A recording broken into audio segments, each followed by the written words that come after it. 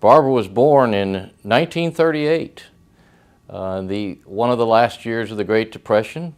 The person who was president at that time was Franklin Delano Roosevelt. Orson Welles in the War of the Worlds was a great furor and hubbub during the time. This is Orson Welles, ladies and gentlemen, out of character to assure you that the War of the Worlds has no further significance than as the holiday offering it was intended to be. The Mercury Theater's own radio version of dressing up in a sheet and jumping out of a bush and saying boo. Action Comics produced its first Superman comic book. Snow White was one of the big movies in 1938. And people that were likewise born in that same year along with Barbara were Evel Knievel, Ted Turner, John Voight, and Kenny Rogers. In 1959, when Barbara joined Floyd, Dwight Eisenhower was our president, and Fidel Castro had just taken over Cuba. Alaska was named a state. Clint Eastwood made his debut in Rawhide. And one of the big musical hits of the year was Elvis Presley's Heartbreak Hotel. Well, it's down at the end of Lonely Street, that Heartbreak Hotel. Think about what Floyd was like in 1959. The most modern building on our campus at that time was the 1956 building. And Barbara was one of the first registered nurses on our staff. As a very new and very green nurse back in 1971, I was always totally awed and totally impressed by Barbara Ortiz. Anytime she came to the floor or called down to the floor, she was authoritative, but also very no-nonsense. We knew that we had to do everything right for our patients. She was the captain of the ship. Everybody was sort of afraid of Barbara at that time because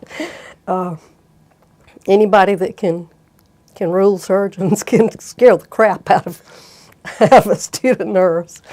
She's going to be there. She's going to help you out. She's going to do anything she can to nurture you, to make you feel good, to make you feel comfortable, and to get you where you need to be. I've been an RN for 37 years, and I still go to her and ask her opinion and, draw on her expertise. It feels great.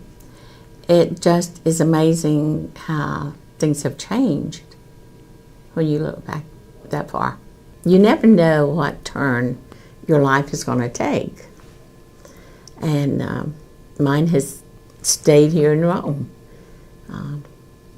So that I didn't think that I would be here that long.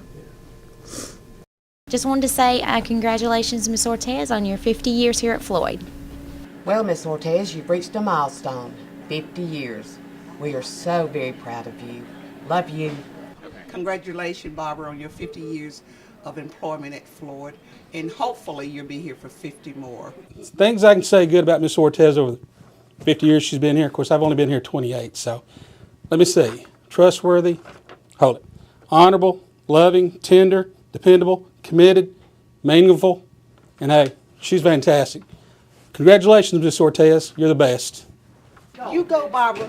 50 years. That's the way to do it, girl. And we hope to see you in the next 50th, too, because we're going to be here. Barbara, congratulations on your 50 years of service. They had to look long and hard to find somebody else who'd been here as long as you have. I understand you're like me. You're not retiring. You're going to keep on going. I think that's good for us. I'm sure you remember when I first came to the operating room and you were the OR supervisor. I think you probably had a hard time getting me under control, but you did a pretty good job. Congratulations, and I hope you continue to do well. Barbara, I think that it's absolutely amazing that you have been here for 50 years.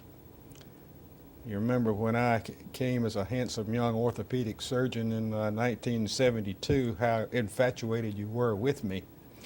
But I just want to thank you for the help you've been for me, to me, all of these years. There's certainly no harder job on this earth than being the one in charge of the operating room when there are 9 operating rooms and you got 10 surgeons that need to get in. But I want to thank you for the ones that were here then, who of course cannot be here now.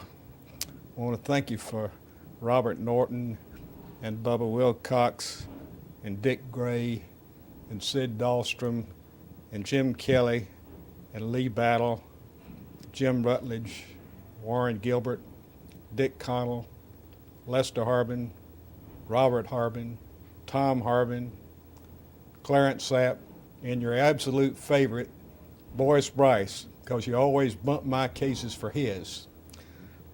But I do want to thank you for doing your job with grace and dignity over these years. Congratulations, Miss Ortiz. Miss Ortiz, we appreciate everything that you've done for Floyd. And everything you continue to do for Floyd. Congratulations. And thank you from everyone in the Department of Surgery.